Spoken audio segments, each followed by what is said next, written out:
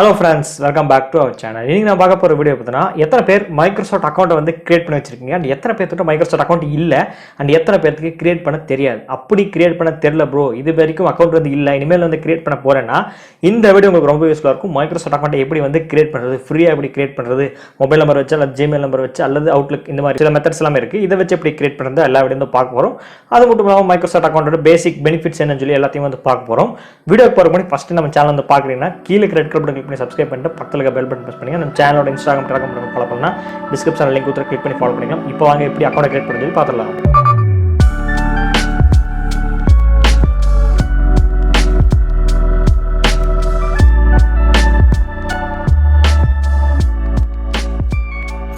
அக்கௌண்ட்டை கிரியேட் பண்ணுறதுக்கு முன்னாடி first of all Microsoft account என்னன்னு பார்த்தீங்கன்னா ஜஸ்ட் இது ஒரு கூகுள் அக்கௌண்ட் வந்து நீங்கள் ஒரு ஜிமெயில் அக்கௌண்ட் வச்சிருப்பீங்க.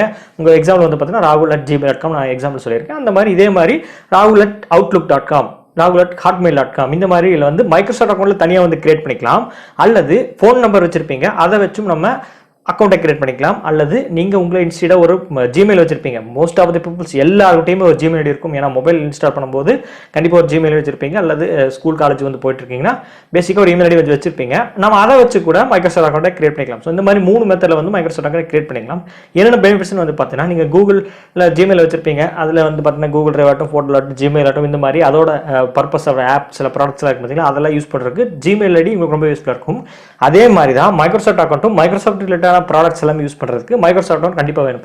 எக்ஸாம்பிளுக்கு எக்ஸ்பாக்ஸ் ஆகட்டும், அவுட்லுக் ஆகட்டும், மைக்ரோசாஃப்ட் ஆஃபீஸ் ஆகட்டும், மைக்ரோசாஃப்ட் ஸ்டோர் ஆகட்டும், யுவர் ஃபோன் ஆகட்டும், இந்த மாதிரி ப்ராடக்ட்ஸ் எல்லாமே ஆக்சஸ் பண்ணுறதுக்கும் மைக்ரோசாஃப்ட் அக்கௌண்ட் வேணும். அண்ட் மைக்ரோசாஃப்ட் அக்கௌண்ட் நீங்கள் ஏதாவது லாகின் பண்ணி வச்சிருக்கீங்க, அதில் ஏதாவது செட்டிங்ஸோ அல்லது உங்கள் கான்டாக்ட்ஸோ இந்த மாதிரி டீட்டெயில்ஸ் எல்லாமே வச்சிருக்கீங்க அண்ட் வேறு ஏதாவது ப்ராடக்ட் நீங்கள் அப்கிரேட் ஆகிறீங்க அப்படிங்கும்போது மைக்ரோசாஃப்ட் அக்கௌண்ட் லாகின் பண்ணும்போது அந்த செட்டிங்ஸ் அண்ட் கான்டாக்ட் டீட்டெயில்ஸ் எல்லாமே அதில் அப்படியே இருக்கும். அண்ட் ஒன் டிரைவ் இருந்துச்சுன்னா கூகுள் டிரைவ் மாதிரி ஒன் டிரைவ் நீங்கள் ஆக்சஸ் பண்ணிக்க முடியும். சில GPS I think more then 5 GB மேலே வந்து நீங்கள் ஆக்சஸ் பண்ணிக்க முடியும். இந்த மாதிரி ஸ்பெசிஃபிகேஷன் இந்த மாதிரி பெனிஃபிட்ஸ் எல்லாமே மைக்ரோசாஃப்ட் அக்கௌண்ட் இருக்குது.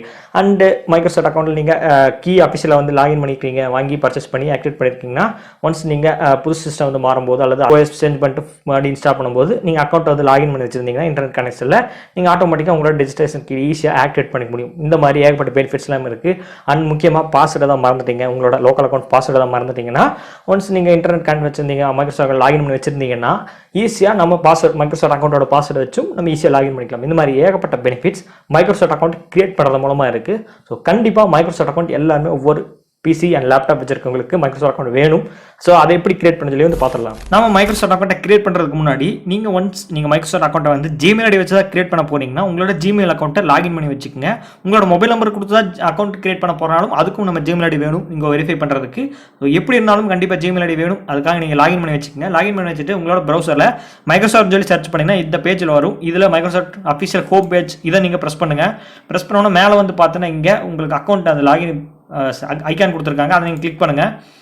அதை கிளிக் பண்ணி இந்த பேஜுக்கு வந்து ஓப்பன் ஆயிரும். இதில் கிரியேட் 1 கொடுத்துருக்காங்க அல்லது சைன் இன் பண்ணுற ஆப்ஷன் கொடுத்துருக்காங்க. நம்ம வந்து இப்போ கிரியேட் 1 தான் வந்து கொடுக்க போகிறோம். இப்போ கிரியேட் 1 நீங்கள் கொடுத்துருங்க. இப்போ இதில் வந்து பார்த்தீங்கன்னா someone.example.com கொடுத்துருக்காங்க. இந்த மெயில் ஐடி வச்சு நீங்கள் லாகின் பண்ணுற மாதிரி ஆப்ஷன்னா இது இப்போ எக்ஸாம்பிள் நான் ஆல்ரெடி சொன்ன மாதிரி rahul@gmail.com இருந்துச்சுன்னா நீங்கள் இந்த ஆப்ஷன் கொடுத்து மெயில் ஐடி நம்ம போய்க்கலாம். அல்லது உங்களுக்கு ஃபோன் நம்பர் வச்சு கிரியேட் பண்ணோம்னா நீங்கள் இந்த யூஸ் ஃபோன் நம்பர் சொல்லி கொடுத்தீங்கன்னா உங்களோட ஃபோன் நம்பர் வச்சு நம்ம கிரியேட் பண்ணிக்கலாம். இப்போ வந்து நான் பேக் வரேன். Email address get a new email address கொடுத்துருக்காங்க. நீங்கள் இதை கிளிக் பண்ணிங்கன்னா .outlook.com மைக்ரோசாஃப்ட் ஆஃபீஷியல் அந்த மெயில் ஐடி நம்ம ஈஸியாக கிரியேட் பண்ணிக்கலாம். ஜிமெயில் எல்லாத்துக்கும் Microsoft account outlook.com outlook.in hotmail.com அதாவது புது இமெயில் அட்ரஸை உங்களுக்கு கிரியேட் பண்ணுற ஒரு ஆப்ஷன் இதில் வந்து கொடுத்துருக்காங்க. அப்படியே வந்து வேண்டாம் எனக்கு புது இமெயில் அட்ரஸ்லாம் வேண்டாம், நான் ஆல்ரெடி வச்சிருக்க ஜிமெயில் ஐடி வச்சு நான் வந்து கிரியேட் பண்ணிக்கிறேன்னா கீழே யூஸ் யுவர் இமெயில் ஹிஸ்ட்ரின்னு சொல்லி கொடுத்துருங்க. இதில் வந்து நான் என்னோட இமெயில் அக்கௌண்ட்டை வந்து டைப் பண்ணுறேன். நீங்கள் எந்த இமெயில் அக்கௌண்ட் கொடுக்கணுமோ நீங்கள் அதை வந்து இங்கே டைப் பண்ணிக்கலாம். இப்போ என்னோட அக்கௌண்ட் நம்பர் வந்து நான் கொடுத்துட்டு இப்போ நெக்ஸ்ட் கொடுக்குறேன். நெக்ஸ்ட் இப்போ நம்ம அந்த ஜிமெயில் அட்ரஸ்க்குள்ளே போயிட்டோம். இப்போ பாஸ்வேர்டு வந்து நம்ம கிரியேட் பண்ணணும். இப்போ பாஸ்வேர்டு நம்ம கிரியேட் பண்ணலாம். உங்களோட பாஸ்வேர்டு நீங்கள் எப்படி கொடுக்கணும் எக்ஸாம்பிள் வந்து சொல்கிறேன்னா நீங்கள் எடுத்தோன்னே பார்த்தீங்கன்னா இந்த பாஸ்வேர்டு 1 2 3 4 6 8 அந்த மாதிரி ஆப்ஷன்ஸ் எல்லாமே கொடுக்காம lower case, upper case and numeric இந்த மாதிரி எல்லாமே மிக்ஸ் பண்ணி ஒரு கிட்டத்தட்ட ஒரு 10 15 வேர்ட்ஸ் வர மாதிரி ஒரு சென்டென்ஸ் ஃபார்ம் பண்ணுற மாதிரி ஒரு பாஸ்வேர்டு வந்து கிரியேட் பண்ணிக்கங்க. உங்களுக்கு வந்து ரொம்ப சேஃபாக இருக்கும். ஃபியூச்சரில் எந்த ஒரு ஆபத்தும் வராமல் இருக்கிறதுக்கு அண்ட் ஈஸியாக ஞாபகத்தில் இருக்கிற மாதிரியும் ஒரு பாஸ்வேர்டு வந்து ஞாபகம் வச்சுக்கோங்க. அல்லது இங்கே நோட் பண்ணணும்னாலும் நோட் பண்ணி வச்சுக்கோங்க. சில பேர் வந்து மறந்துடுவாங்க. அப்படி இருக்கவங்களுக்கு இதை நோட் பண்ணி வச்சுக்கோங்க. இப்போ நான் வந்து பாஸ்வேர்டு வந்து கிரியேட் பண்ண போகிறேன். இப்போ என்னோட first name and last name கேட்குறாங்க. இப்போ கொடுத்தாச்சு. நெக்ஸ்ட் நம்மளோட country or region India already இருக்குது. Next birthday date month and year நம்ம செலக்ட் பண்ணோம். இப்போ நெக்ஸ்ட் ஆல்ரெடி சொல்லியிருப்பேன் உங்களுக்கு ஜிமெயில் அக்கௌண்ட்டை லாகின் பண்ணி வை சொன்னதுக்கு அது இந்த காரணத்துக்காக தான். ஸோ நமக்கு வெரிஃபை பண்ணுவாங்க மைக்ரோசாஃப்ட் அக்கௌண்ட். நீங்கள் எந்த ஜிமெயில் ஐடி கொடுத்துருந்தீங்களோ அதில் வெரிஃபை பண்ணுவாங்க. அதில் ஒரு கோடு சென்ட் பண்ணிப்பாங்க. அந்த நம்ம கோடை வந்து இதில் என்டர் பண்ணணும். உங்களோட ஜிமெயில் அக்கௌண்ட்டில் போய் நீங்கள் அந்த கோடை வந்து காப்பி பண்ணிக்கலாம். அங்கே கொடுத்துருக்காங்க if you did not get email check your junk folders or other ஃபோல்டர்ஸில் வந்து கொடுத்துருப்பாங்க. அதில் நீங்கள் செக் பண்ணி பாருங்கள். இப்போ என்னோட கோடு நேம் வந்து நான் இதில் என்டர் பண்ணிட்டேன். உங்களோட மெயிலில் இருந்து நீங்கள் காப்பி பண்ணிட்டு வந்து என்டர் பண்ணிருங்க. இப்போ நெக்ஸ்ட் கொடுத்துடலாம். இப்போ இந்த ஆப்ஷனில் வந்து நம்ம ரோபோட் இல்லைங்கிறதுக்காக இது எல்லாத்தையுமே நம்ம நெக்ஸ்ட் நம்ம கொடுக்கணும். இதை நீங்கள் கொடுத்துருங்க. நெக்ஸ்ட் இதில் வந்து பார்த்தீங்கன்னா நம்ம ஏரோ வந்து ரொட்டேட் பண்ணணும்.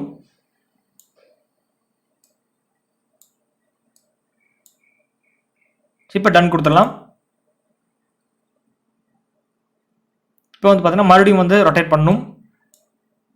So done. இதெல்லாம் வந்து செக்யூரிட்டி பர்பஸ்க்காக வந்து எக்ஸ்ட்ரா வந்து கொடுக்குறாங்க.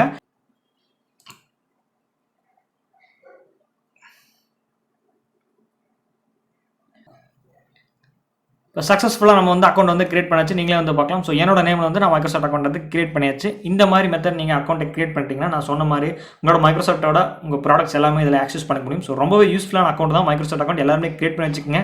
லேப்டாப் பிசி எது வச்சிருந்தாலும் கண்டிப்பாக ஒரு மைக்ரோசாஃப்ட் அக்கௌண்ட் வேணும். விண்டோஸ் 10 விண்டோஸ் 11 நீங்கள் எந்த OS போட்டிருந்தாலும் மைக்ரோசாஃப்ட் அக்கௌண்ட் ரொம்பவே முக்கியம் தான். ஸோ கிரியேட் பண்ணி வச்சிருக்க ரொம்பவே நல்லது. கிரியேட் பண்ணிப்பீங்கன்னு நினைக்கிறேன். பட் ஏதாவது டவுட்ஸ் இருந்துச்சுன்னா கீழே இருக்கிற கமெண்ட் செக்ஷனில் வந்து கமெண்ட் பண்ணுங்கள். அண்ட் இந்த வீடியோ அவ்வளோதான் ஃப்ரெண்ட்ஸ். இந்த வீடியோ பார்த்துட்டு வந்திருப்பீங்க மைக்ரோசாஃப்ட் அக்கௌண்ட்டை எப்படி கிரியேட் பண்ணுறதுன்னு சொல்லி. ஸோ ஃபர்ஸ்ட் ஆஃப் ஆல் இதில் 3 மெத்தட் இருக்குன்னு நான் சொல்லியிருப்பேன்.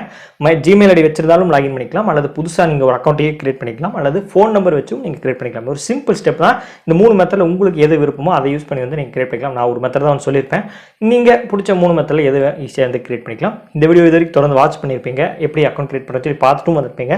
இதில் ஏதாவது டவுட்ஸ் இருந்துச்சுன்னா கீழே இருக்கிற கமெண்ட் செக்ஷனில் வந்து கமெண்ட் பண்ணுங்கள்.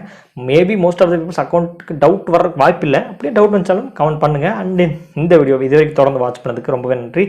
மீண்டும் ஒரு உங்களை சந்திக்கிறேன். நம்ம லேப்டாப் அல்லது பிசிக்கு வந்து ஹார்ட் டிஸ்க் அல்லது எஸ்எஸ்டியில் வந்து டிஸ்கை எப்படி பிரிக்கிறது, பார்ட்டிஷன் பண்ணுறதா பார்க்க போகிறோம். அண்ட் பார்ட்டிஷன் பண்ணியிருந்தாலும் எப்படி டெலிட் பண்ணுறது, எப்படி ஆட் பண்ணுறது, ஸ்க்ரீன் பண்ணுறது, இந்த மாதிரி எல்லா டீட்டெயில்ஸுமே வந்து பார்க்க போகிறோம்.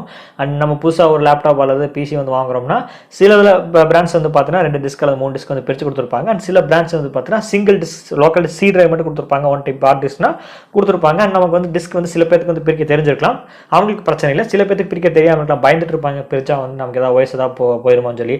பட் OS போயிடும். பட் எப்படி பிரிக்கணும்னா அந்த OSோட ஸ்பேஸுக்கு தாண்டி நீங்கள் பிரிச்சிட்டிங்கன்னா கண்டிப்பாக வந்து போயிடும். அந்த லோக்கல் சியில் குறிப்பிட்ட ஸ்பேஸ் நம்ம விட்டுட்டு பேலன்ஸ் இருக்கிற டிஸ்க் தான் நம்ம வந்து பிரிக்கணும். அதை எப்படி பிரிக்கிறது, ஒன்ஸ் நம்ம பிரிச்சிட்டா 2-3 டிஸ்க் வந்து பிரிச்சிட்டோம்னா எப்படி வந்து டெலிட் பண்ணுறது, இந்த மாதிரி எல்லா டீடைல்ஸும் வந்து பார்ப்போம்.